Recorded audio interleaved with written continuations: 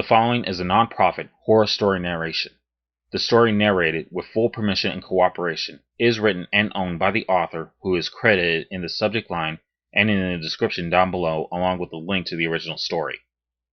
This video may contain some material such as violence, creepiness, jump scares, adult language, and suggested content which may not be suitable for some viewers. Please support the official release, and viewer discretion is advised.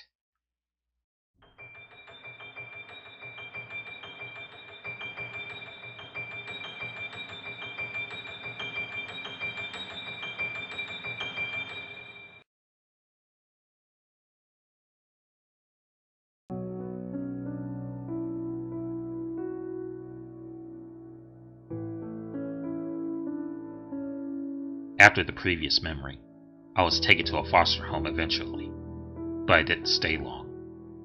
My foster parents were neglectful and didn't care about their foster kids. So one night, while they were sleeping, I snuck into their room and stole their wallets. I didn't know about credit and debit cards back then, so I only took the cash and threw the rest away. I think the total amount of cash I had taken was somewhere around $150. After that, I started living out on the streets, and because they were neglectful, they didn't even know I was gone. Or at least didn't report it, till almost a week or two later. During that time though, a man who was a thief, Jonathan, took me in. But in return, I had to help him on his jobs. So I learned all kinds of thieving techniques. It was during the third and final years I spent living with him that I met her. I was 12, almost 13, and we just run out of spending money. So Jonathan and I were out on the streets, stealing from unsuspecting people. Then we saw a girl in the alleyway, sitting in between a dumpster and trash can. Jonathan put out his hand and looked at me. This meant he wanted me to hand him some money. So I reached into my pocket and gave him $100, reluctantly. He pulled out some out of his own pocket and walked towards the girl and handed her the money. She looked to be around my age and was in terrible condition. The girl accepted it gratefully and looked at me. She looked familiar, as if I had seen her before, but I couldn't remember where from. Jonathan came back and we walked away. We would probably never see her again. That's what I thought, at least. Later that same night, while Jonathan was sleeping, I woke up to the sound of a man talking outside, and a quiet knock at the trailer door. "Get that," Jonathan said, in his sleepy state. So I did as he commanded. I walked over to the door and opened it. There she was. The same girl, her face full of terror. There were a group of men surrounding her, just 3 or 4 feet away. I went to close the door when she stopped me and looked into my eyes, her own full of fear. "Please?" she said pledgingly, her eyes tearing up. I saw something I thought I would never see again. The look she had. It was the same one my mother had when my father had found us. It struck a nerve in me, and I stopped pushing the door closed and looked at her face. I realized why her face looked so familiar looking, because she looked similar to how my mother looked in one of the photos she had shown me. There was only one thing I had loved in this world, and that was my mother. I opened the door and ushered her inside. This woke Jonathan up completely, and he looked at her with confusion as the men gave me looks of anger and frustration. I replied with a stare that would kill if it could as I pulled out my knife with my right hand and took one step out the door. These men, they were like my father. They needed to die. Some laughed at me while others swallowed hardly and began to become nervous as I took another step forward. Then I felt someone grab my right arm. I looked, and I saw Jonathan giving me a look which I knew meant back off and get myself inside. I ripped my arm free as I stared at the men one last time and walked back inside. Jonathan pulled out his 9mm pistol as he stepped outside and fired a round next to one of their foots. That was a warning shot. You get anywhere near my trailer or that girl again, I won't hesitate to put one in your skull. His voice boomed with authority as the men ran away, stumbling over each other. Jonathan walked back inside and looked at the girl. Now what to do with you? I can't send you back there, so... Brian! She sleeps in your bed tonight. You'll sleep on the floor. Why? I asked him as I looked at him. Because you're the one who brought her in. She's your guest, he said with a smirk on his face. Then he turned his attention back to the girl. What's your name? He asked as he looked at her ratty clothes. Lisbeth? She said in a quiet tone. Well, Lisbeth, I'm Jonathan. As long as you won't steal from me, kill me, or poison me, you can stay here as long as you need, until those scumbags leave you alone, he said as he went into his dresser and gave her a shirt and some sweatpants to wear. Take a shower and get changed into these, he said as he pointed to the bathroom. She nodded and said thank you very quietly. That night I spent watching her. Call me paranoid, but I don't trust anybody but Jonathan. I trust everyone else to be an enemy. This girl, even though she reminded me of my mother, she could still be an enemy. Early in the morning, she sat up and began mumbling to herself. Stop it! Leave me alone! Please, just let me be! She said as she covered her ears and started to gently rock herself back and forth. What's wrong with you? I asked as she became alert and looked at me, her white eyes sticking out boldly in the dark. She was quiet for a moment, just staring at me intently. Then all of a sudden she got up and pulled scissors out of her pocket with her right hand. She's been hiding them the whole time. She held them ready to stab as she lunged at me from across the small room. I ducked to the left and looked at her as the scissors went into the wooden dresser I had been leaning against. I crawled away from her on my hands as I looked at her. As she turned to look at me, her eyes showed sadness. It's the only way to stop the voices. I have to stop the voices, she said as her eyes showed insanity. A look I once saw in myself. She went to stab me in the half-calf, but I moved my leg and crawled back in fear. As she went to lunge at me again, I tackled her down onto her back on the floor and raised my knife. I used my left hand to restrain her right hand, and I went to stab her, but as I moved my hand, I stopped. As I looked at her face, I can't even hurt someone with a face similar to my mother's. But as I held my knife ready to use, she spoke. Just kill me! It'll stop the voices! Just make them stop! She yelled as tears poured out of her eyes. I just looked at her in shock and confusion. I saw Jonathan grab the scissors from her hand and shoved me off of her, then hit her in the head and knocked her out. Jonathan, what is wrong with her? I asked, confused. Assuming she's not high on something. My guess would be that she has schizophrenia, he said as he laid her on his bed. You're lucky I woke up when she stabbed the dresser, or else you would have probably killed her, he said as he eyed me. What do we do with her? I asked him, curious. Watch her till night. I'll be back, Jonathan said as he headed out the door. Watch her? Yeah, right. Like I was gonna waste my day here watching this girl sleep while I could be thieving. I left her there and locked the door, taking the spare key. I spent all day pickpocketing people and returned as the sun was setting. When I got back, she was outside looking at wildflowers. I didn't care. So I just went ahead inside and started to go through all the credit cards and began to dispose of the wallets.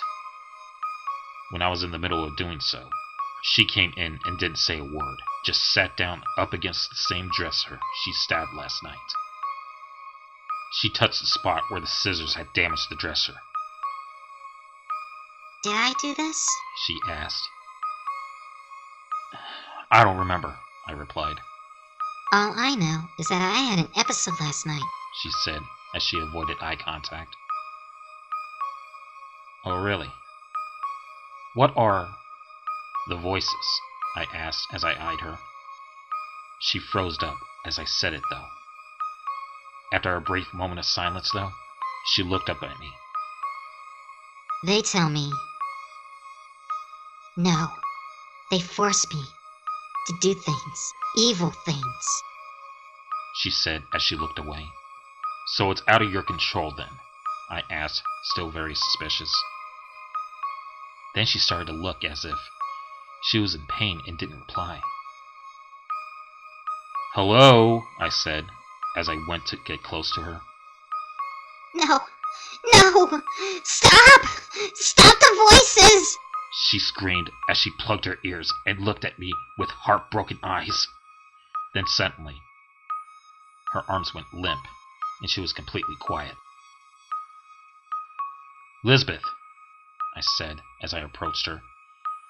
Then her head lifted with those insane eyes. Monster! I have to get rid of the monster! She said as she picked up her scissors on the dresser and slowly walked towards me. I darted past her and opened the trailer door, rushing out of the trailer as fast as I could.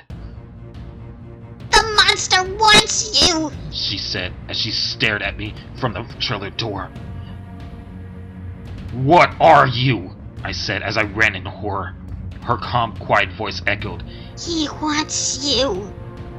When I turned to look back, I saw her insane, intensity-driven eyes shining in the moonlight. She was now full-on sprinting towards me and was catching up. The field that surrounded the trailer was huge and had no real hiding places rather than the forest, which was at the end. But at this rate, I wasn't going to make it there.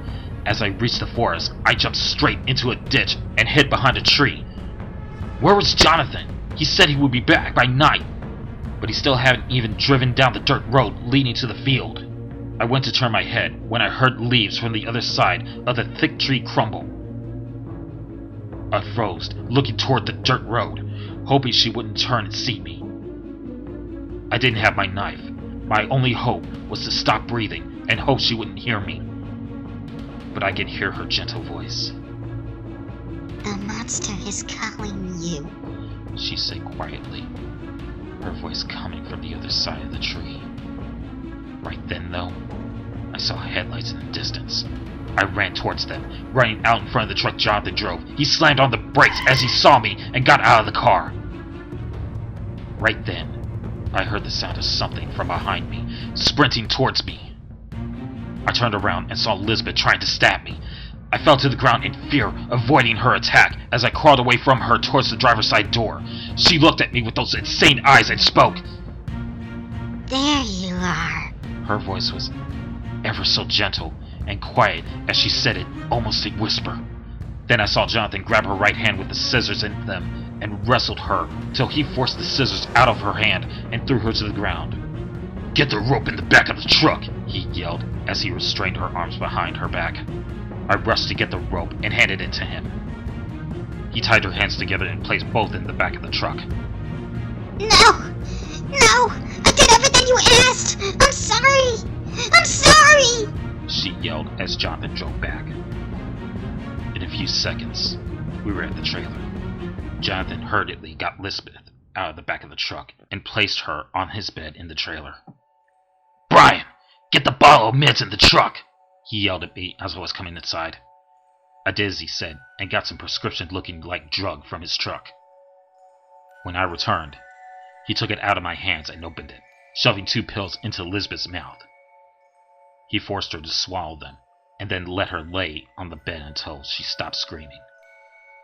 Once she had stopped screaming and fallen asleep, he placed her back onto my small bed. What the hell is going on? I asked Jonathan as he looked back at me. She had some sort of disorder, think it's schizophrenia. But whatever it is, she's having psychotic episodes. Probably using the wrong term for it, but you understand, no? He said as he sat in the trailer's doorway. You're telling me that's what's been going on for the past 24 hours? I said, confused and still shook up.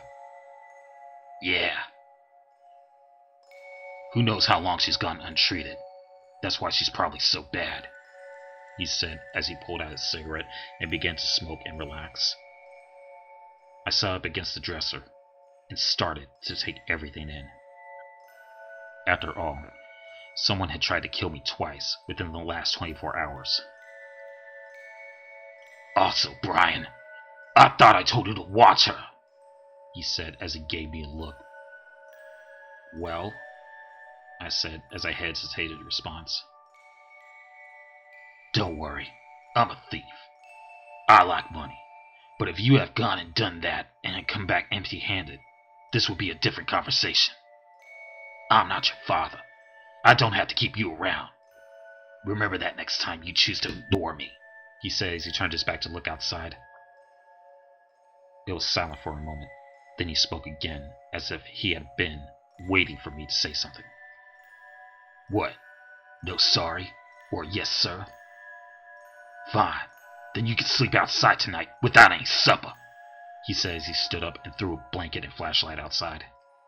Best not use a rock as your pillow, he said as he pushed me out of the door.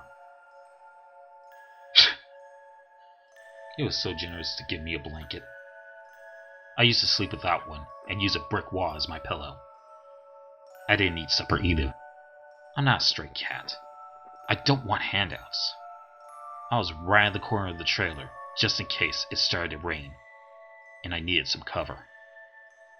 It was probably around midnight or so when I heard the trailer door open and saw two small feet walk down and saw Elizabeth. I remained silent as I examined her. I didn't see any scissors in her hand. In fact, I saw a bowl and spoon in one hand and a cup in the other. Brian, She whispered quietly as she looked around. I looked into her eyes before responding and saw they were normal. Her tone of voice was also different from before. She seemed normal. I didn't have my knife on me though, and if anything happened, Jonathan wouldn't be there to save me. So I waited quietly until she finally gave up and whispered. Jonathan told me you were out here, so I snuck some dinner out for you. She said as she placed it on the ground, only a foot or two away from me. Then she went back in. I waited a minute or two until I grabbed the food and went to eat it. It tasted kind of funny though, so I spat it out. I dumped the soup out and found a little piece of paper on the bottom of the bowl. Just in case you decided to try and sneak some dinner out for yourself, I made sure to leave your bowl completely covered in soap. Jonathan. That damn man. He sabotaged my bowl, and she didn't even know it. Then, out of the darkness, I saw three men staring me down. As they approached me, I noticed that they were the same men as the night before. Then all of a sudden, I heard a rustling from near me, and I felt a hand cover my mouth as someone lifted me up. As he carried me over to the other three gentlemen, one called out to him. Hey John, you got the kid, right? Of course. Although, please, call me the Catalyst, the man said, the voice hinting at the evil that lurked beneath him. I was trying to get free and struggling, but it was useless. This man had an unbreakable grasp, and he could do whatever he wanted to do to me. I was completely powerless. They covered my mouth and beat me right there at the end of the field, right where the woods start, on the dirt road. They kicked and punched me repeatedly until I almost gave up on staying conscious. When the sun started to rise, they started to finish up. But one in particular didn't beat me. The man they called John. When they were about to leave, he just looked at me, smirked, the wildest smirk I have ever seen, and walked away with them. Then my body finally shut down.